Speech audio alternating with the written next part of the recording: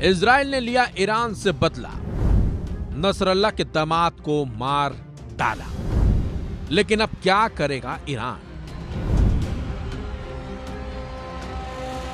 Israel और Iran के बीच जंग और विकराल रूप लेती जा रही है। दोनों देश एक दूसरे पर मिसाइलें दाग रहे हैं, जिसमें अब तक कई जाने भी जा चुकी हैं।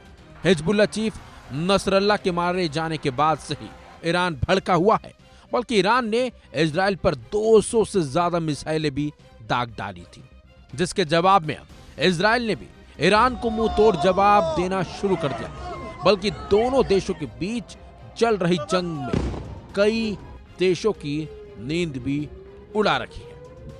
अब एक और बड़ी खबर सामने आई है, जिसके बाद ईरान और बौखला गया है। जानकारी जो अभी तक निकलकर बाहर आई है, उसके मुताबिक ईरान की सेना ने नसरल्ला के दामाद हसन जाफर अल कासिर को मार गिराया है।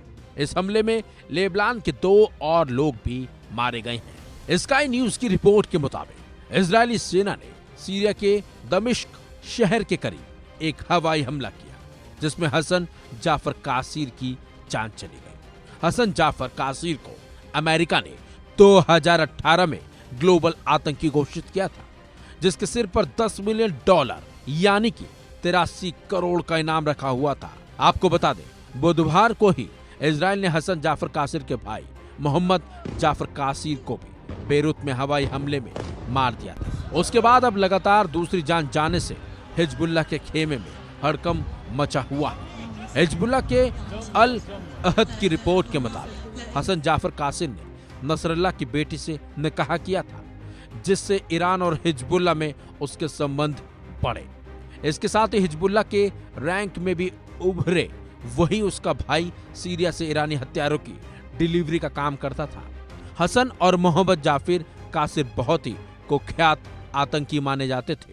हालांकि इजराइल ने दोनों को मारकर हिजबुल्लाह को चिंता में डाल दिया है, जो पहले से ही हसन नसरल्ला की मौत के सदमे से उभर नहीं पाया है। फिलहाल युद्ध का सेंटर पॉइंट दक्षिणी लेबनान बना हुआ है। गुरुवार की सुबह मध्य बेरूत पर इजरायली सेना ने जबरदस्त बमबारी की है। इस हमले में कम से कम हिजबुल्लाह के 6 लड़ाकों की जान चली गई है, वहीं 7 लोग घायल हुए हैं। इससे पहले हिजबुल्लाह ने इजराइल के 8 सैनिकों की जान ली थी।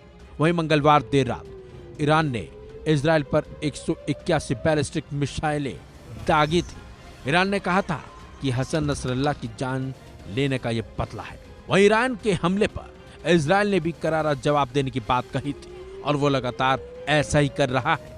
और जिस तरह से इजराइल हमले कर रहा है, उससे ये साफ है कि वो हिजबुल्लाह को मिट्टी में मिलाकर ही दम लेगा।